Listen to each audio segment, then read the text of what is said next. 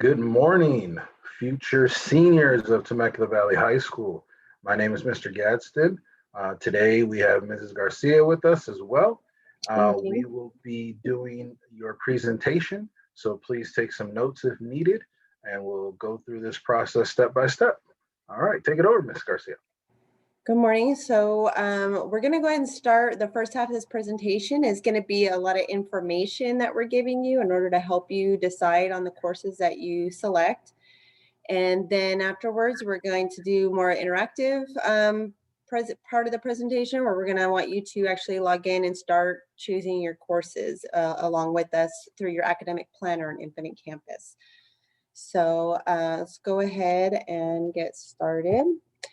So the first thing we want you to do is be able to access your transcripts, because when you're looking at your schedule for next year, you're going to need to know what classes you've already taken and what classes you still need to take. And if you have any classes that you need to make up, you need to go back and look at your transcript and see which classes they are.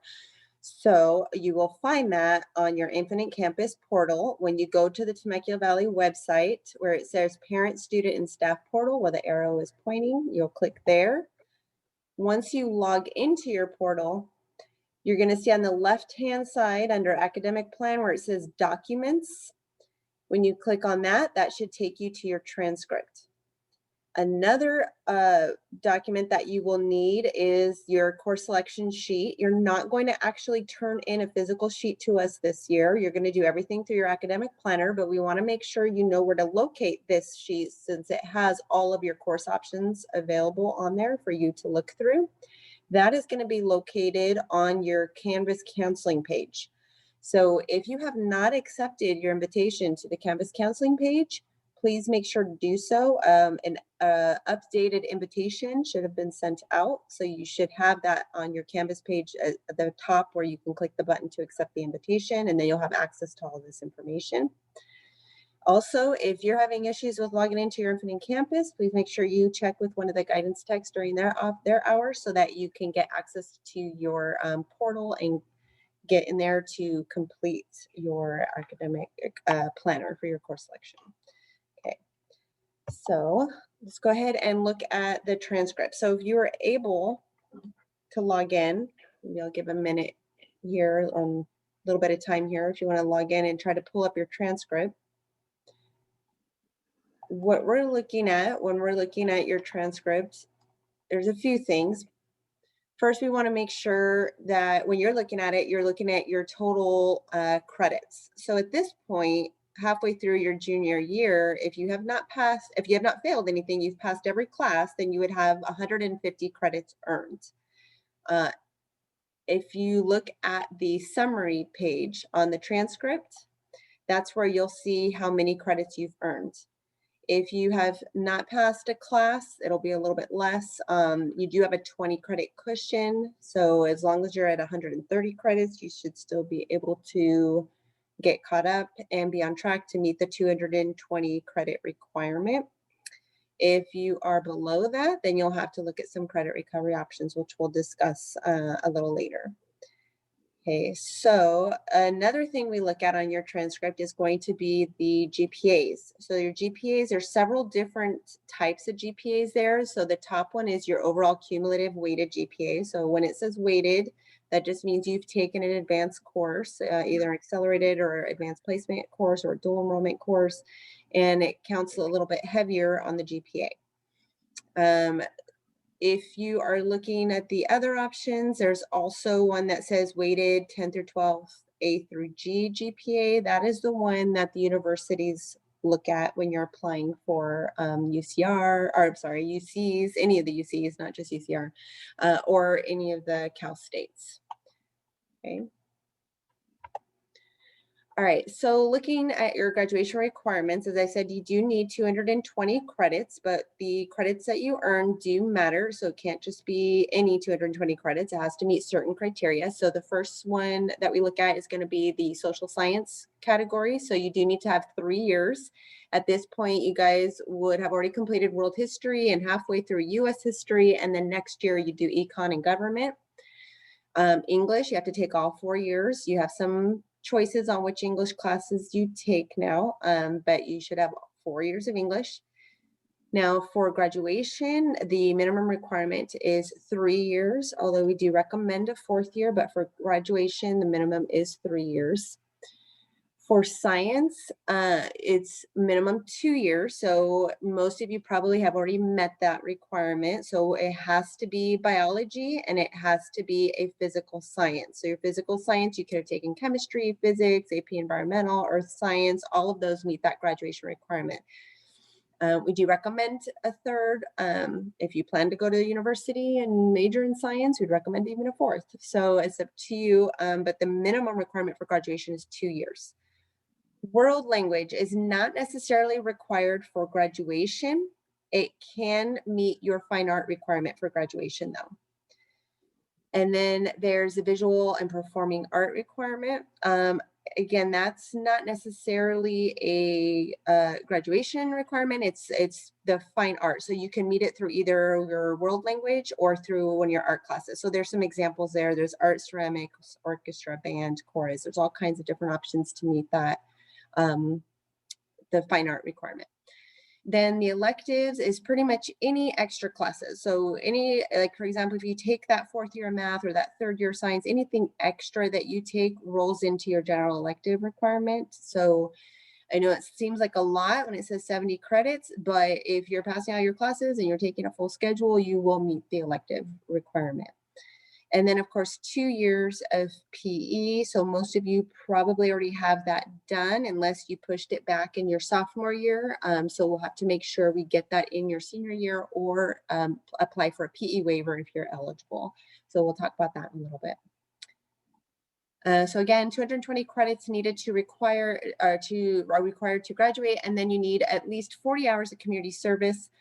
There is a possibility that that may be waived, but we have not heard officially yet on that. So as of right now, we are advising you to expect to complete your 40 hours of community service. If there is a change to that, we will let you know, but as of right now, at the time of this recording, there is still an expectation of meeting the 40 hours of community service.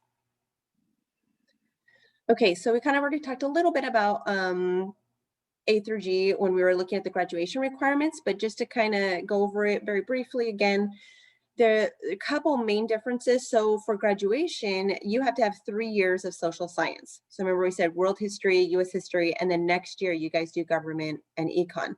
Well, for the A through G requirements, it's actually only 2 years. So you will have met that this year. However, if you plan to apply to a university outside of California, there are some schools outside of California that require 3 years. So it is good that you have to do 3 years for graduation because then you're covered either way. Still 4 years of English, still 3 years of math, although the difference there is that it specifically has to be the sequence of Algebra 1, Geometry, Algebra 2. And then even though it's only 3 years of math required for A through G, it is still a strong recommendation to do a 4th year. Lab science, same, also 2 years. Again, 3rd year is highly recommended. And then the main difference is in your fine art requirement. So in the fine art requirement for graduation, it could be met with either a world language or a visual performing art. But for the A through G's requirements for the universities, they want to see both. So you would have to do both a world language for 2 years, same language, and a visual performing art. So when I say 2 years, that means a 2nd level. So some of you may have taken Spanish Speakers 2, some of you may have skipped ahead to Spanish 2 if you're able to. As long as you completed the 2nd year, then you've met that requirement. And that was another one that the universities do recommend a 3rd year, but as long as you've done 2 years or at least up through the 2nd level, then you have met that requirement. In addition to that, you also have to do that visual performing arts. So remember, it's both. For graduation, it's one or the other. For A through G, it's both. And then a college prep elective, again, that's just any extra. So if you do that 4th year of math, that 3rd year science, that 3rd year world language, any extra class you take will meet that college prep elective. Or if you're an AVID, the AVID senior class will meet that college prep elective as well. Okay. So for those of you who are currently in AP seminar, this is for those of you currently in the AP seminar class. If you want to get that AP capstone diploma, you must complete the AP research course next year. So when you're choosing your courses, you want to choose AP research and another AP course, and you will have to take English with it. So it will not replace your English course. I know some of you may be in the AP seminar class and you're taking that as your English class. That is not an option next year for AP research. You have to take AP research and English. You have your choice of which AP course you take, but there's some options there: AP Gov, AP Micro, AP Lit, or AP Lang, but you do have to take an AP course in conjunction with the AP research class. Okay, so as I said earlier, the universities are really wanting you guys to take 4 years of math. Couple of reasons. Even if you're planning to go to community college, same applies. Community colleges also want you to take that 4th year math. The reason is because they do see a difference in how students do in their math classes at college when they have a gap year versus when they don't. So if you don't take math your senior year, it's going to make it a lot more difficult for you when you get into your classes at the college, whether it's a 2-year school, 4-year school, regardless, it doesn't matter. They are going to do some type of placement assessment based on your grades, possibly have you do a placement exam. They'll have a little bit of a different process of how they do that. But if you did not take math your senior year, that will affect your placement, and it may end up meaning that you have to take more math in college. So it's kind of one of those things where it's better to do the work now in order to avoid adding more work on your plate later, and it better prepares you for later. So we do recommend that you do that 4th year. Even if you're not sure what you're going to do after high school, we still want you to do that 4th year just to keep your options open. And it's just good to keep your skills up. You never know what your choices are going to be. Okay, same idea with the language other than English, where they are recommending that you do that extra year of a world language. Again, it's not required for graduation. So if you're looking at your transcript and you're realizing, wait, I never took a world language, am I going to graduate? Yes, it does not affect your graduation status. It's specifically required by the university. So if you're planning to go to a 4-year university, then, or maybe even an out-of-state school, you'll want to check with their requirements. That's where you would have to do the world language. Okay, so it's not a graduation requirement. It is a requirement to go to a university though. So in California, we have 2 public university systems. So we have the Cal State University system, and then we have the University of California system. So the Cal State system is a much larger system. They have 23 campuses. UCs only have 10 campuses. They actually have 9. The 10th one is only a graduate school. So it's much smaller in terms of number of campuses, but they're both very good programs. So it might depend on what you plan to major on. So remember, when you're choosing the school you're going to, you don't want to choose the school just based on what you've heard about the school or where it's located. You really want to choose based on what you want to study, what major, what is your career path that you want to do, what majors fit to that career path, and then from that point, then you look at which schools have good programs for that specific major. So it could be a Cal State, it could be a UC, or it could be a private school or an out-of-state school, but you have to do your research starting with what career do you want, and then work backwards from there. Okay, so both systems do have some competitive schools. So like if you look at like San Diego State University's average GPA is like a 3.82. If you look at the UCLA average GPA in the UC system is 4.39. So that means the average student that's getting into UCLA is taking a rigorous coursework. They're taking those advanced placements, those dual enrollments, those courses that weight their GPA. So you do have options though. If you really want to go to a UC and you're not sure if you are going to get a spot, definitely still apply. You never know. I mean, there's always exceptions. They do tend to look at the big picture. They obviously are not going to just look at GPA. So you do want to still apply. Another good option is your local school, UCR.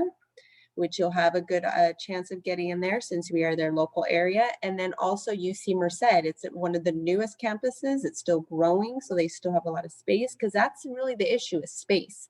So UC Merced is another good option if you want to get into a UC and you want like a improving your odds type of campus, then it would be UCR or UC Merced. Okay. And then for Cal State's, your best option, it would be Cal State San Marcos. And that's because we as a district have a memorandum of understanding with them. We are their local school area. So we have an agreement that says they're going to guarantee a spot for you. So a lot of our students meet the admission requirements. So it's not a matter of, you didn't get in because you didn't qualify. Most students do qualify that apply. The issue is space. They're impacted. They just don't have enough space for everybody that applies. So this agreement says they're going to save space for you. So if you, there are some criteria here that you can see. Some of them, I will say, may be modified just due to the current situation with COVID. So we'll kind of go through it. So the first one is that you do have to be continuously enrolled in the district since 9th grade. This may change for our current seniors. They did change that, but as of right now, we have not heard if that's going to apply to your class. So as of right now, if you have been in the district since 9th grade, then you are eligible. You still have to meet the A through G coursework requirement. So they still want you to meet the requirement to get in. You still have to meet the admission requirement. And then normally they are looking at what's called the CSU Eligibility Index. It's a combination of your GPA and the SAT score or ACT score. Because there's an issue right now with trying to get access to those exams, that will likely not be a requirement. And if you skip down to where it says the CASP, the state exam, we don't know yet if you guys are going to take that. It's not official yet if you're going to take it. So if you don't end up taking that this year because it's not being offered, again, they will update this MOU to reflect that. Same with the SAT and ACT. So just keep in mind, everything's very fluid. Things are constantly changing. We have not gotten an official MOU for next year, but do know that if you're not able to do the SAT because it's not being offered in our area, or if you're not able to do the CASP because the state canceled it, obviously they're going to account for that when we update this agreement with them. Okay, but you do still have to have that cumulative GPA of 3.0. And remember, when we were looking at the GPA on the transcript, it's that top one, that cumulative weighted GPA that they're looking at. And then the last one that they will still require is that you complete the FAFSA, the free application for federal student aid. And that starts October 1st of your senior year. We will have lots of workshops to help you with that, but we do expect everybody to complete that. Even if you don't think you're going to qualify for anything, do it at least so that you're eligible for this guaranteed admission. Okay? And there's other like benefits to doing it too, because you just never know what options are available through the FAFSA. Okay, so we kind of already talked about this with the ACT and SAT. A lot of campuses are not hosting the exams, so it's very difficult now to get a location to be able to take the exam. So the good news is the universities recognize that, they realize that, and they are not requiring it for your class. They did not require it this year for the current seniors, but they've also said they're not requiring it for your class. So next year when you're doing your college applications, don't stress if you haven't been able to take the ACT or SAT, because they do recognize that you are probably going to have a hard time trying to get that test. So if you were able to take it, or if you are able to take it, some of the schools like the UCs and possibly some of the Cal States are going to look at it maybe for placement. Remember we talked about math placement or English placement. They might look at it for that, but they won't look at it for admission purposes. So a lot of the schools are calling it test optional. So that's what the option is. If you have it, submit it, doesn't hurt. They can look at it for placement of courses. They're not going to look at it for admission purposes. If you're applying to a school that's out of state or a private school and you're not sure if they're going to require it, most of them are not. I would say a majority are not, but better safe than sorry. Better if you have a specific school in mind, contact that school, look on their website, and see what they are saying about it, because every school is a little bit different. So it's better to double check that just to make sure. And then as of June 2021, there has been some changes by the College Board to the SAT. So they used to offer subject matter tests. So if you wanted to say major in science and you wanted to show off in your application how good you are in chemistry, you could go in and do a chemistry test specific to chemistry through the SAT. They're not offering those exams anymore. So that's no longer something that you have to worry about. That's just not even, they're just not even offering it at all. Also, they're not offering essays anymore. So if you do get an option to take the SAT, the good news is no essay. You just are going to do the multiple choice portions and you do not have to do an essay.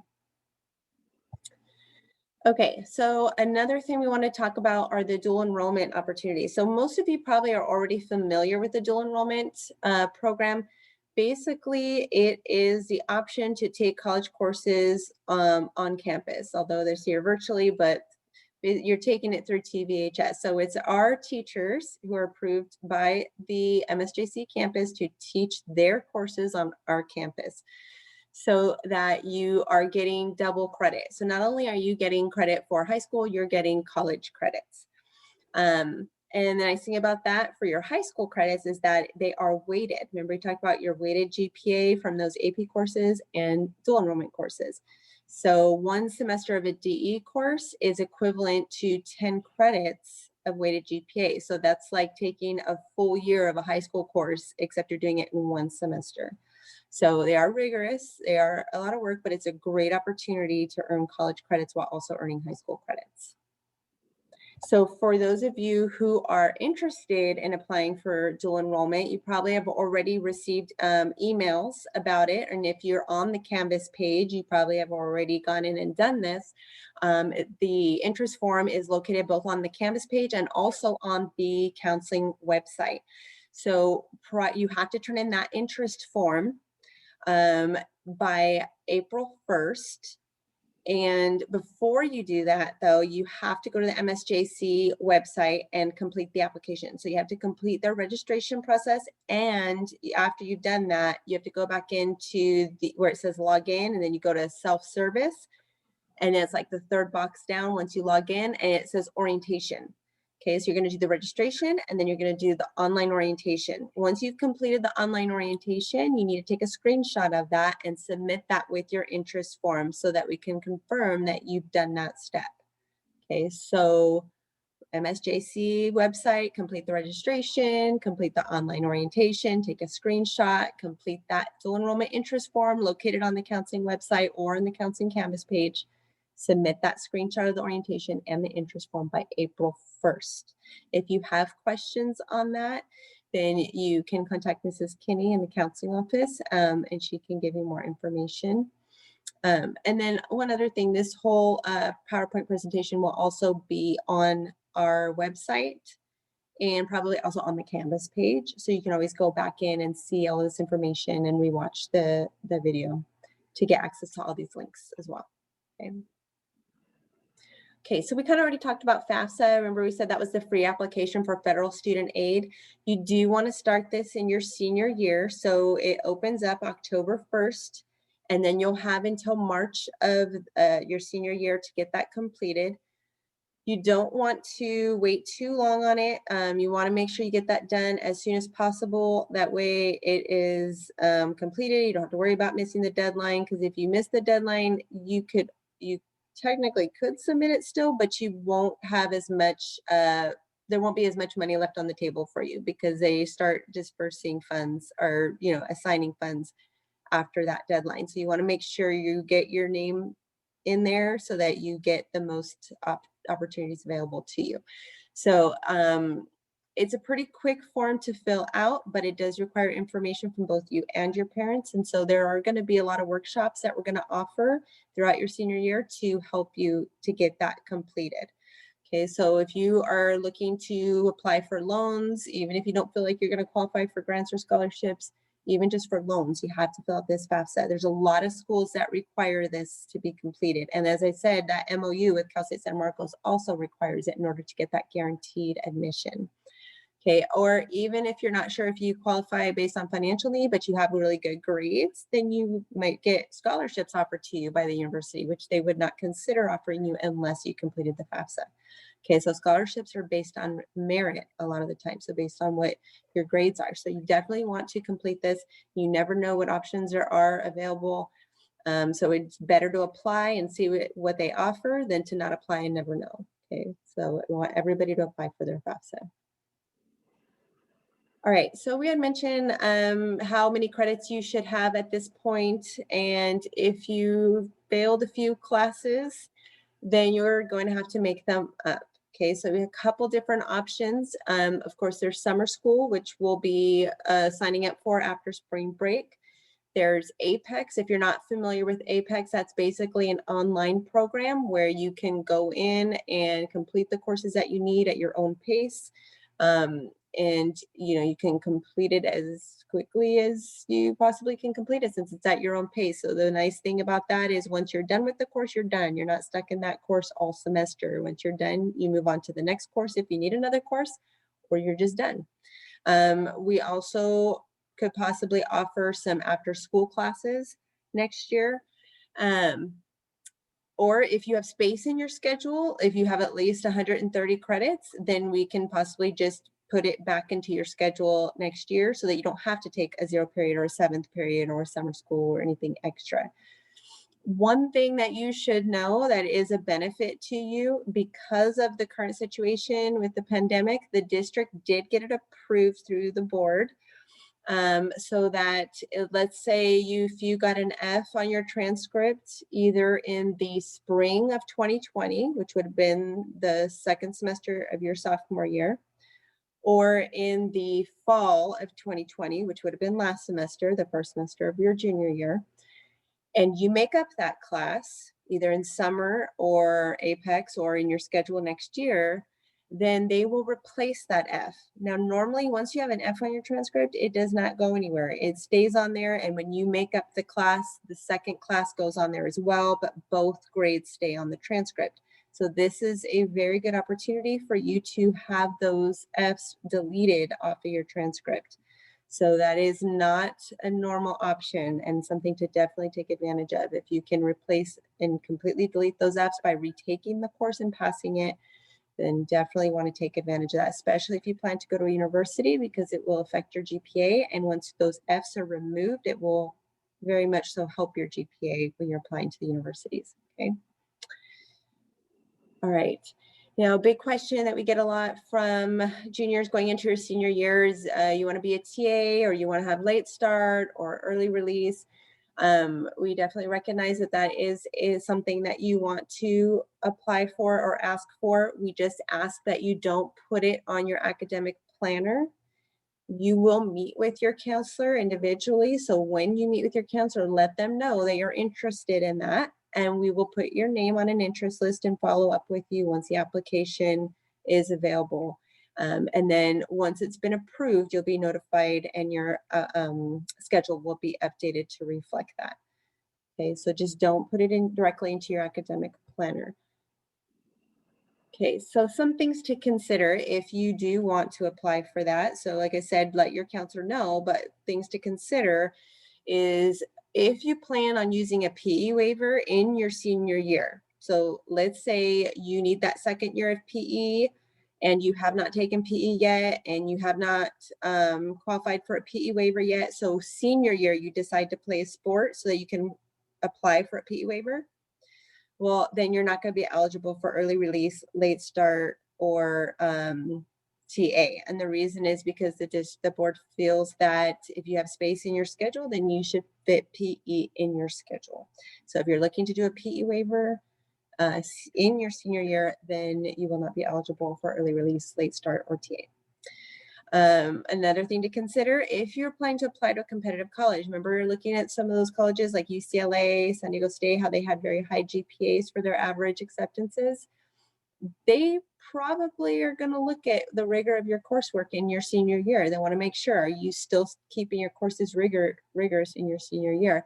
And it doesn't always look as competitive when you are not taking a full course load of classes by coming in early with late start or leaving early with early release, or by having TA. So something to consider there. Also, in terms of credits, if you're credit deficient, you will not be able to do early release or late start because you need classes, you need your credits. Also, if you're an avid, you're not eligible for any of those as well because of the competitive college aspect. We want you guys to apply to colleges if you're in the avid program. So definitely don't want you, affecting your applications by not being as competitive. Also, if you are in the CTE pathway, let's say you are currently in the second year of the auto class or the video class or the culinary class, and you would like to take the capstone course. Well, if the capstone course is only offered as a 6-period class, then obviously you're not going to be able to do early release because you want to do that capstone course. So we definitely want you to complete those pathways to complete the capstone so that you can complete, even like, a lot of the pathways have certifications or articulation with college credits. We don't want you to miss any of those opportunities. Okay, so next part is where we're going to actually get started and get into your academic planner. So Mr. Gadsden will take over. All right. Thank you for that, Ms. Garcia. All right, so it's now time to do our e-course selection on our Infinite Campus. So once again, just click back into, if you've logged out by any chance, click back into the Infinite Campus parent-student portal, and we'll get started. Okay, go to the next one.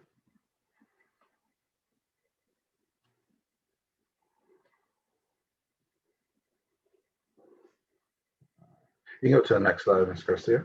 Oh, I'm sorry. Okay, so if you are having struggles with logging in, remember this is a format to get in. If not, we will get with the counseling text to help reset your password.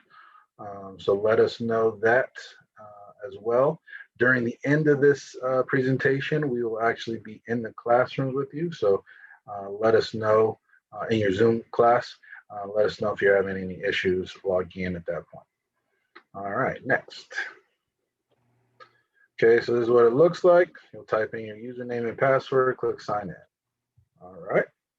Okay, so when you go and you'll look on the far left of your portal screen on the tabs, you're going to click on what's say academic plan. Once you click on academic plan, it's going to ask you a question, 2 questions. You're going to find out what your post-grad location is. So this is going to be a UC campus, CSU, 2-year work, military, whatever you're considering. That's what you're going to click in that drop-down box. Then it's going to ask you your post-grad plans. And once that does, it'll ask you 4-year, 2-year options. And that's where you'll click in the drop-down box there. And then you'll click next on that screen right there. All right, so what you're going to do, once you click next, we want to make sure that you are entering in the correct year. Okay, so you'll see grade 9, 10, 11, and 12. So make sure you're entering in the corresponding column. So when you log in, you will see your current junior classes. They'll be locked in. You can't change those. So your column will be grade 12. You're going to be doing it for grade 12, so that'll be your column. So make sure that you will be able to input on the correct column. Now, there is one little caveat to that, but we'll get that in the history section. So first up is English, okay? So you want to choose what English class you are wanting to do, okay? So that's ERWC, English 12, the AP Literature Series, Lit or Lang, or Dual. So you want to look at what English course you want to take and then choose that. The ERWC course is written mainly by the Cal States to help high school seniors get ready for college level English. So you want to think about that course as well. So those are your English courses. So choose your English course right now. Give you about 30 seconds to click on the drop down box because you click right inside that tab and it will allow, and you'll see a drop down of all the English courses offered in senior year. And you will just click on the A and then it will pop in, and then click on it again to do the second semester, which is the B. So make sure you have an A and a B in grade 12 English, okay? All right. So this is what it should look like when you're done.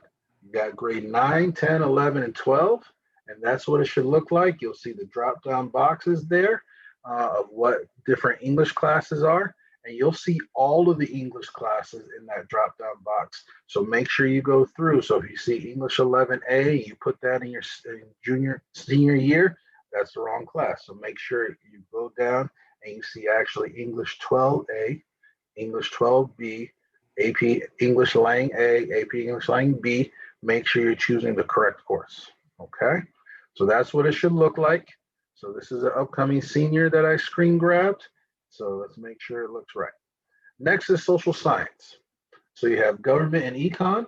Now these are all semester classes that you'll have to do. So one semester of each, or AP Gov and econ, AP Econ and Gov, or AP Human Geography, which is just for elective only, if you want to use that course. But you're going to make sure that it says government and econ in your planner. Okay, if you go to the next slide, we'll see what it looks like. So this is the one that I was trying to mentioning, that it's the little caveat is that it looks like a step down. So you have grade 10 as world history, you have US history, and then econ is down on the lower side, lower right-hand side, and government. So make sure you're putting it in the correct column there. So it is all correct and we won't have any issues when we roll over this to your actual course selection, course request in Infinite Campus and in the scheduler, okay? So make sure you have time for the history. All right, next we have math. Now math is going to be a different sequence based off of where you started your 9th grade year, okay? So we have different options and different pathways and different plans for you. We put the courses down here that most seniors have access to. So depending on what type of pathway you're on, if you started Algebra 1 in 9th grade year, Geometry in sophomore year, Algebra 2 in junior year, currently right now, then your options could be pre-cal, accelerated pre-cal, depending on how your math teacher views and you view and your parents are accepting of. We can have different pathways. And when we meet with you one-on-one, we can discuss these pathways more and make sure we have the correct math placement for you. The MRWC course, this course was also written by the Cal States to help prep seniors to get ready for college level math. So if you see MRWC, that's that course that was written by Cal States. Okay, so you can read through the list. Now you'll see on here that dual math is not on this list. Dual math is not going to be offered next year due to staffing, but that is where we're at right now, is dual math will not be offered next year, okay? So choose your math class now. Make sure, reminder, A and B, so you're choosing your correct math class, okay? Next slide. So this is what it should look like for all 4 years of math. You have your grade 9, 10, 11, and 12. Okay, so let's make sure we have our 4 years of math. And once again, like Ms. Garcia said, if you don't want to have those 4 years, 3 years is what is needed for graduation, but we will have those conversations when we meet with you guys one-on-one. Okay, next up. All right, next we have PE. Now we've gone into PE several different conversations. So here are some of the options. Once again, you have your band is also a part of that. You have your sport teams a part of that. The new class that we added this year was yoga. And then you also have your dance teams. If you're on a dance team, you can also use those to fulfill that second year of PE. And these are called PE waivers, not exemptions. So we're just using those sports. So make sure you talk to your counselor when we meet one-on-one to discuss which way we're going with your second year of PE.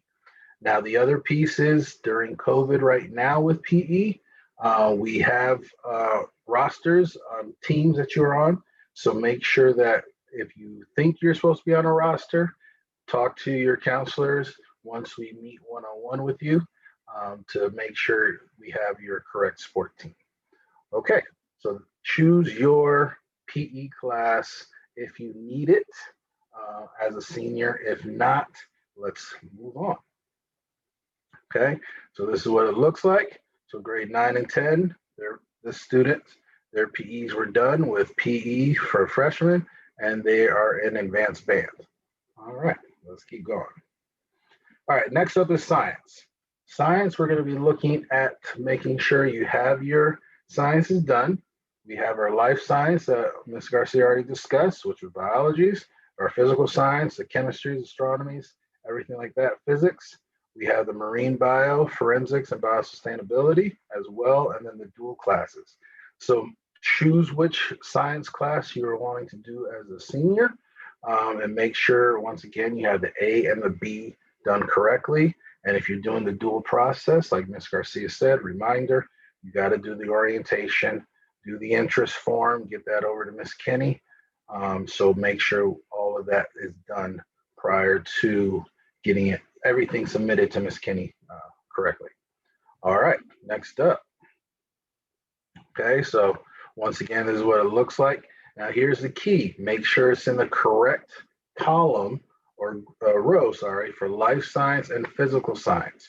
So if you're trying to find chemistry in the life science, you won't find it there. So if you're trying to find it, it's got to be in the physical science, okay? You can go to the next one. That's fine. All right, next up is our world languages. So if we're trying to get our VAPA and world language, they're in the same tab, so we're just gonna do both. So this is what it looks like. So this student here was in band and then did sign language freshman year, then did sign language 2 sophomore year, sign language 3 junior year. So they're done with their foreign language requirement. They could go into more if we had sign language 4, ASL 4 we do. So this student stopped at junior year, but they kept band going on throughout their 4 years. So keep that in mind. These are in the same tabs. So if you do the drop down, you'll see VAPA, Visual Performing Arts, and you will see your band. Now here's the other piece is the video media arts, digital media arts. Those are also part of the Visual Performing Arts group. If you're looking at drama, you did drama 1 at some point, then we'll discuss one-on-one if we get to the advanced drama. And then that just needs to make sure Mr. Bailey is aware of that, and we'll have discussions on that to make sure you are in the advanced drama. Thank you. I think that's all. And then the different Spanishes. So we have the world languages, which are Spanish 1, 2, and 3, then the APs, and then the duals as well, and then ASL 1, 2, 3, and 4. So make sure you choose which one correctly, and make sure it's the A and the B. Okay. So moving on. All right. So now we have our CTE courses. Okay. So these are our hands-on, very interactive. Love these courses. So we have our different ways of doing this. So if you're on your capstone pathway, keep that, finish up the capstone. If you're doing the engineering, then you have the engineering principal capstone. If you're doing the video media art capstone, make sure you're selecting those. And then also culinary arts and hospitality management as well. So go through and see which one's pathway you have been on. If you're doing MedCore, auto, continue that series all the way through for your senior year. Okay, so these are the options. So take a moment, choose your course for your CTE. Then this is your other G elective, which also includes forensics, biosustainability, psych and soc. So choose which other elective you might want to have. We have the creative writing and the film studies. If you're doing ASB, this is where you'll see the leadership. Make sure you're choosing leadership A, leadership B as well in there. And this is where you will see it underneath elective. Okay, so in your column that says elective, you'll see every list. So make sure you go in, and so you can see like the auto 1A, auto 1B. If you're doing that, advanced auto 2A, 2B, make sure you're choosing the correct one. Okay. All right. So this is what this person had chose. So they were in choir, they did dance, then they did their foreign language. So make sure you're choosing correctly for your fine art. Okay. Now, AVID. AVID is located in the elective portion. So make sure that you scroll down and you see AVID. So if you're in AVID 9, 10, 11, and 12, keep that series going across the elective category as well. Okay, so we need a total of 70 to get done. All right, so now you're going to review this with your parents. Okay, you're going to be making sure that they see what courses you selected. Now your parent has to log back into their parent side of it because they got to confirm this. And in the next slide, I'll show you where that is. So if you can click the next slide, they got to do the same thing that they did. So the academic plan, they just click next because they'll see what you chose. Then at the very top, you'll see academic planner and approved by parent and legal guardian. That box right there is just a click on it. You'll see a check mark fill in there, and then you'll click save, and then you'll be able to log out and it's saved, and then we'll see that as counselors that it is approved by parent and legal guardian. So simply log in, click academic plan, click the parent has approved, and then click save. All right. Now, how to see your counselors. Make sure you're coming to our lunchtime Zooms.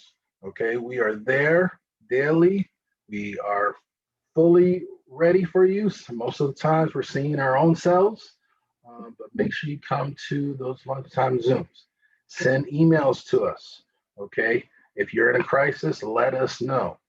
Then if you need tech support, here's the link for you guys to get on the tech support to get any help from them. They have also Zooms as well. And now we want this course planner completed by the 24th of February. So keep that in mind. We want your selections and course planner and approval by the 24th of February. Okay. All right. So we are on our way to senior year. Okay. You are about to finish the first step and to get into your correct classes for senior year. And hopefully we are back on campus so we can actually see you face to face or with a mask, at least closer than we are on Zooms. All right. So at this point in time, we will be in your Zoom class. And if you have any questions, feel free to ask us and we will be there to answer your questions. So thank you once again for sitting through this presentation and going through your course selections. If you have any questions at this time, feel free to meet with us. Bye.